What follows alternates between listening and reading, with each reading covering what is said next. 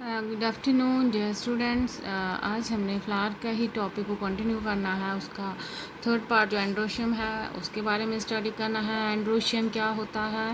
ये male sexual organ है, ठीक है। इसमें 1, 2 या उससे ज़्यादा वॉल्स प्रेजेंट होते हैं स्टेमेंस के, ठीक है ना। तो स्टेमेंस जो होती हैं वो कहाँ प्रेजेंट होती हैं? या तो करोला में होती हैं या एबो द करोला प्रेजेंट होती हैं, ठीक है। हम ये बता सकते हैं कि स्टेमेंस जो है एंड्रोशियम के वर्ल में स्टेमेंस का वर्ल आता है, ठीक है। इसमें स्टेमन में एक एंथर होता है और इसमें फिलामेंट प्रेजेंट होता है। एंथर क्या होता है? टिप होता है, और फिलामेंट इसका स्टॉक लाइक स्ट्रक्चर होता है, ठीक है। और ये एंथर के अंदर प्रेजेंट होती हैं पोलन ग्रेन्स, जैसे कि ये आपको यहाँ पे विजिबल है कि ये एंथर है। इसके अगर हम क्रॉस सेक्शन देखेंगे तो उसके अंदर क्या प्रेजेंट होती हैं? पोलन ग्रेन्स, ठीक है। एंथर जो एंड्रोशियम जो है इसमें हम स्टडी कर सकते हैं एंड्रोशियम की क्या टाइप हैं, इनकी कोहेजन कैसी है, स्टेमेंस की मींस फ्यूजन कैसी है, एडिजन कैसी है, स्टेमेंस कैसे एडहेयर हुए हैं, चिपके हैं किसके साथ? फ्लोरल पार्ट्स के साथ। उनका अरेंजमेंट या एंथर का अटैचमेंट फिलामेंट के साथ कैसा है, ठीक है। एंड्रोशियम क्या है? ये मेल रिप्रोडक्टिव वर्ल है जिसमें स्टेमेन प्रेजेंट होते हैं। स्टेमेन को हम माइक्रोस्पोरोफिल बोलते हैं। इसके 3 पार्ट होते हैं, एक filament, cylindrical stock like structure. अच्छा, इसमें क्या होता है? इसमें सैक लाइक एंथर प्रेजेंट होता है टिप पे फिलामेंट के, ठीक है। दूसरा होता है एंथर। एंथर जो होता है ये 2 लोब स्ट्रक्चर होता है। इसमें 2 लोब्स होते हैं और वो किसके साथ अटैच होते हैं? एक सिलेंड्रिकल स्ट्रक्चर के साथ। बीच में सेंटर में उनके कनेक्शन होता है जिसको हम कनेक्टिव बोलते हैं। कनेक्टिव क्या होता है? कनेक्शन 2 एंथर लोब्स के बीच में, उसको हम कनेक्टिव बोलते हैं। कभी एंथर में एक ही लोब, अगर एंथर में एक लोब होगा तो मोनोथीगस, अगर 2 होंगे तो डाइथीगस, ठीक है। एंथर एंथर लोब क्या होता है? उसमें 2 चैम्बर्स, हर एक एंथर लोब में 2-2 चैम्बर होते हैं। उन चैम्बर्स को हम पोलन सैक बोलते हैं या माइक्रोस्पोरेंजिया भी बोलते हैं। उनके अंदर क्या प्रेजेंट होते हैं? पोलन ग्रेन्स, या उसको हम माइक्रोस्पोर बोलते हैं, ठीक है। एंथर जो होता है वो टेट्रास्पोरेंजिएट होता है, मीन्स उसमें 4 सैक होते हैं। अगर आप क्रॉस सेक्शन देखेंगे तो उसमें क्या है? 4 पोलन सैक हर एक एंथर में प्रेजेंट होता है। और जो नॉन फंक्शनल स्टेमन्स हैं उनको हम स्टेमिनोड बोलते हैं। फ्लावर्स में क्या होता है? इक्वल नंबर ऑफ स्टेमन्स होते हैं, सेपल्स या पेटल्स हैं, और उनका अरेंजमेंट जो होता है एक ही वर्ल में होगा तो हम उसको आइसोस्टीमोनस बोलते हैं। उस फ्लावर को हम क्या बोलते हैं? आइसोस्टीमोनस, ठीक है।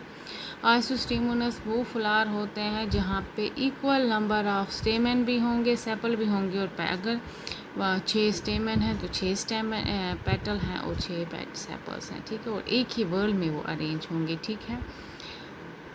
अगर कुछ फ्लावर्स में आउटर वर्ल जो होता है वो ऑल्टरनेट होगा किसके साथ? पेटल के साथ, उसको हम डिप्लोस्टेमनी बोलते हैं। अगर आउटर वर्ल अपोजिट होगा पेटल के, उसको हम ऑब डिप्लोस्टेमनी बोलते हैं, ठीक है।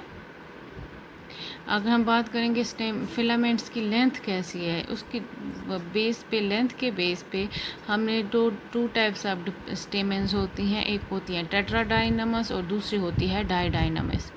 टेट्राडाइनमस क्या होती है? टेट्राडाइनमस स्टेमन वो स्टेमन होती है जहाँ पे 6 स्टेमन से आउट ऑफ 6 स्टेमन्स 4 इनर होती हैं, वो लॉन्ग होती हैं, और बाहर वाली शॉर्ट होती हैं। हम क्या बता सकते हैं?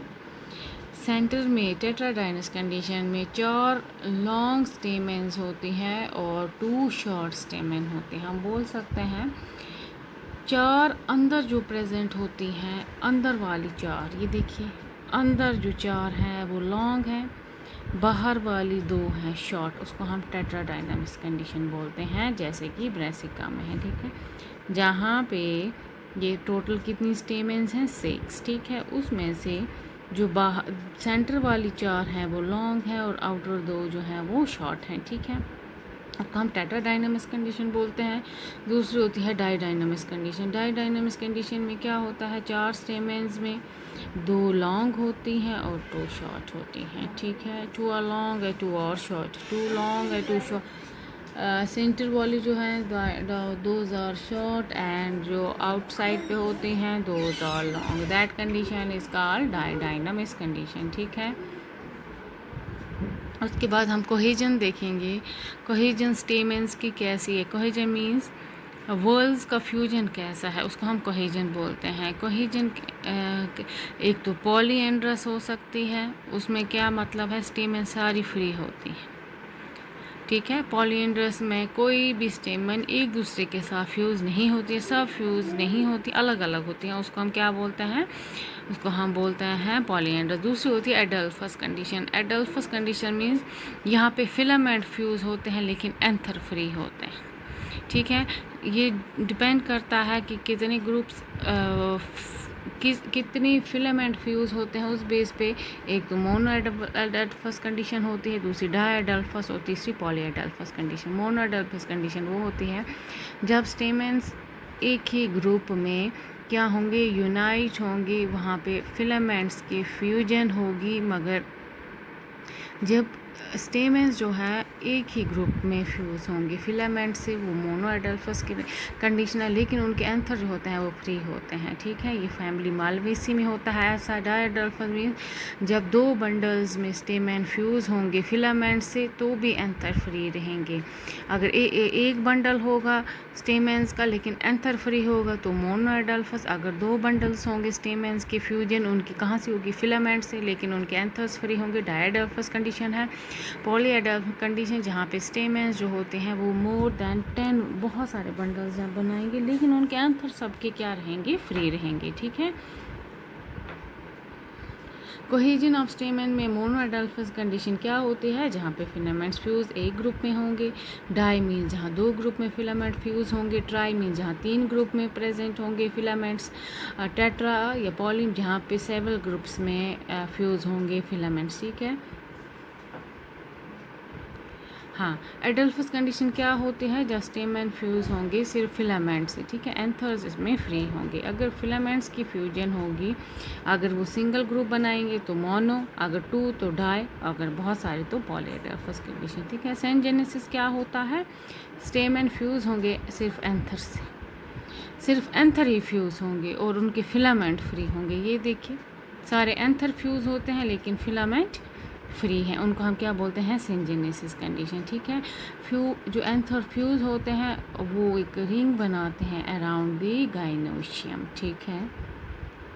और सेन एंड्रस कंडीशन होती है जब स्टेमन फ्यूज होंगे फिलामेंट भी और एंथर भी, दोनों स्टेमन भी फ्यूज एंथर भी फ्यूज, तो हम बोलते हैं सिन एंड्रस कंडीशन, ठीक है। सिनजेनेसिस में स्टेमन सिर्फ एंथर जब फ्यूज होंगे फिलामेंट फ्री होंगे तो सिनजेनेसिस कंडीशन। सिन एंड्रस कंडीशन वो होती है जब स्टेमेंस भी फ्यूज होंगे, स्टेमन में क्या पूरा फिलामेंट और उनके एंथर भी फ्यूज होंगे, ठीक है ना। उनको हम क्या बोलते हैं, उसको हम कौन सी कंडीशन बोलते हैं, सिन एंड्रस कंडीशन बोलते हैं, ठीक है। ऐसे एडिजन ऑफ स्टेमेंस जो है वो या स्टेमन और बहुत, अगर स्टेमन जुड़ा होगा पेटल के साथ तो हम बोलते हैं एपीपेटलस। अगर स्टेमन सेपल के साथ जुड़ा होगा तो एपीसेपलस। अगर स्टेमन और गाइनोशियम जुड़ा होगा तो गायन एंड्रस। अगर एंथर्स जो है वो स्टिग्मा के साथ अटैच होगी तो गाइनोस्टिगियम बोलते हैं, ठीक है। एंड्रोशियम जो होता है या तो ये मोनो एडल्फस, डाई एडल्फस या टेट्रा एडल्फस कंडीशन है, ठीक है। According to the number of stamens, या तो देयर आर डेफिनेट स्टेमेंस और इनडेफिनेट स्टेमेंस, ठीक है। Definite means when few stamens are present, indefinite stamens are when numerous stamens are present, ठीक है। monoandrous condition is that condition when only one stamen is present. Diandrous condition when two stamens are present, and tri and tetra condition में many stamens are present, ठीक है। और indefinite conditions में क्या होता है, numerous stamens are present means polyandrous condition है where there is indefinite number of stamens, ठीक है। ये आप याद रखेंगे, नेक्स्ट हम फिर कल पढ़ेंगे। Thank you.